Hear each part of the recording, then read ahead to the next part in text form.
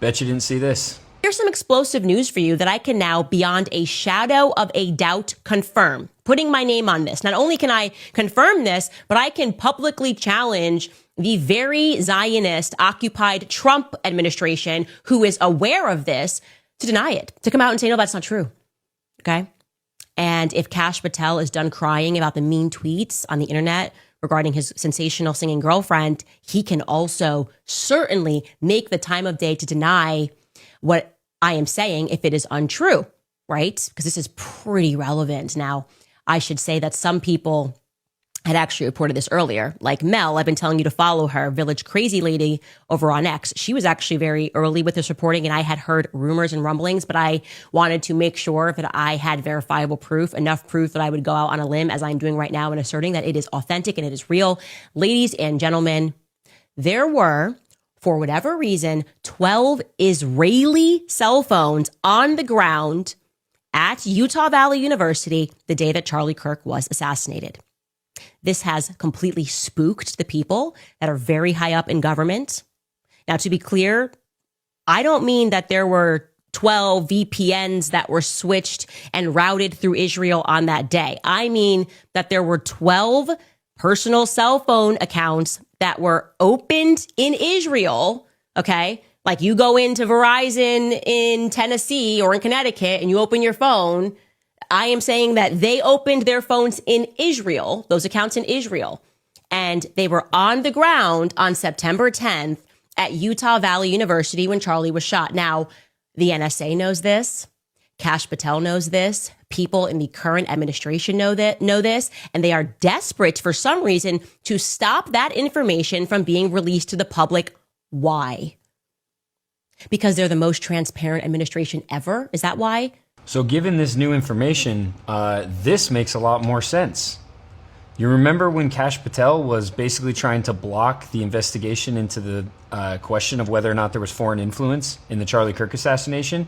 Remember Tulsi Gabbard and Joe Kent? Remember they were doing that? And then he blocked it, remember? That makes a lot more sense now. Here's the other thing.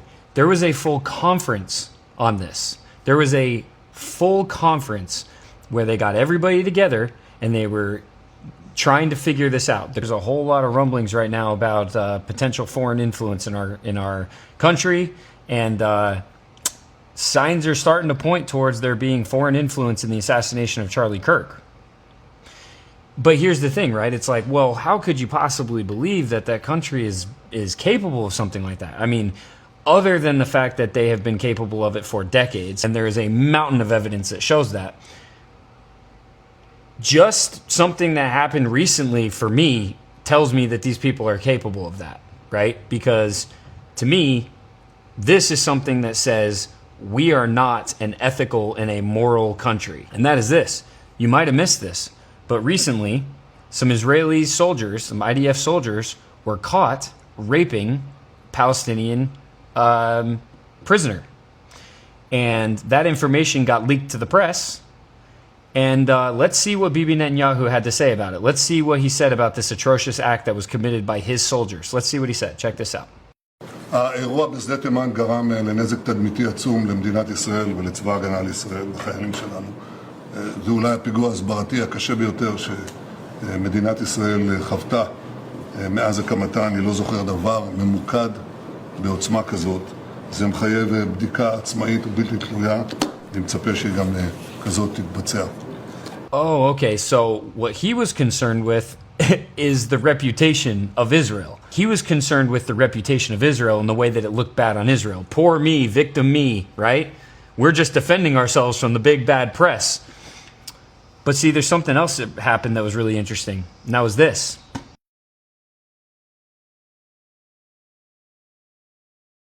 So how did they deal with this situation? Well, they hunt down the chief prosecutor and then they throw her in jail.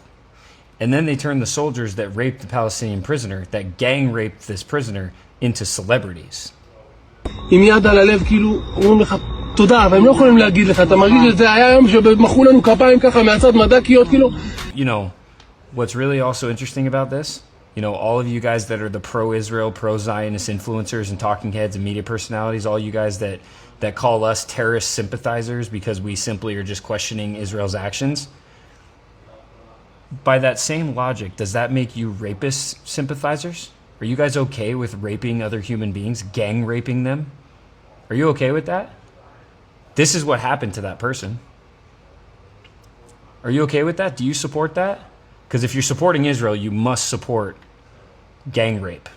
And you must support these kind of actions. And you must support the fact that instead of apologizing and instead of holding the people accountable in their country that did this, they turn them into celebrities, they cry, poor me, and they launch an investigation and jail the person that leaked the information. Yeah, definitely sounds like an ally. Definitely sounds like someone I want to be aligned with and I want to support. I can see those people being capable of being involved in the assassination of a political figure in America that basically posed a massive threat towards the end of his life to the current agenda that they are running in our country. Yeah, I can definitely see that. But hey, I'm just a conspiracy theorist.